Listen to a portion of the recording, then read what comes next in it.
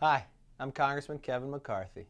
I have the great honor of representing California's 22nd Congressional District. I also serve as the House Republican Chief Deputy Whip. I'd like to start by wishing all those families celebrating Easter and Passover a year of peace and prosperity in this holiday season. I need not remind you that this is a time of great economic anxiety for almost everyone. Americans are rightfully asking, where are the jobs? Why is Washington raising taxes in times of recession? Doesn't anyone care about us? Is anyone actually listening? I know what you're thinking. Enough is enough. Stop the spending, stop the waste, stop the broken promises. Republicans agree. Major employers are already being squeezed because of the tax increases and cost hikes thanks to the new health care law signed by President Obama.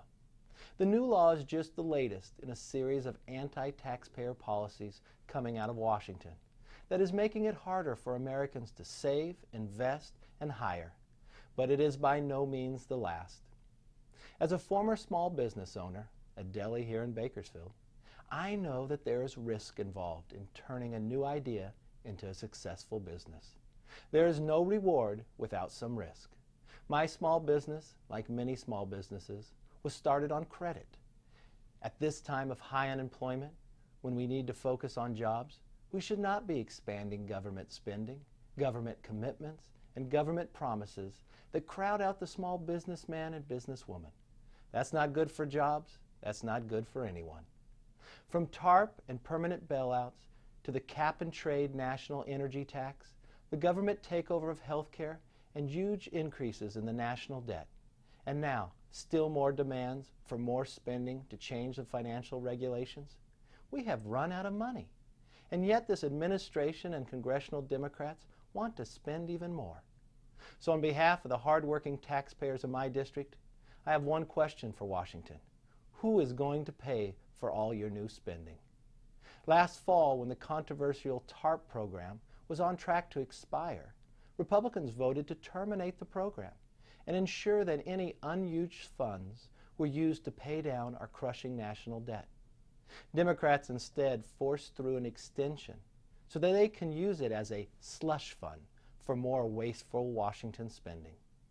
Now, President Obama wants Congress to pass job-killing legislation that would guarantee permanent bailouts for Wall Street. Under his plan, unelected Washington bureaucrats would be granted virtually unlimited power to pick winners and losers, and hardworking American taxpayers would pick up the tab for the reckless decisions made by irresponsible bankers.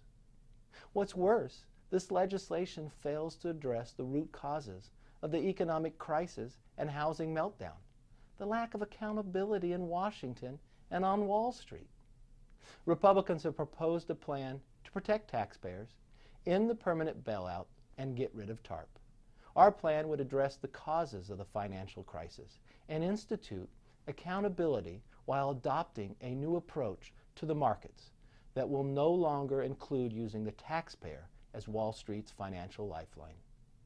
Because more Washington bureaucrats, more federal agencies, and more blue ribbon commissions are not the answer. And putting taxpayers on the hook for more bailouts will not revive our struggling economy. It will only compound the pain for struggling small businesses and for families who played by the rules, lived within their means, and acted responsibly. Earlier, I asked whether anyone was listening. I'm Kevin McCarthy, a member of the House Republican Conference, and we're listening.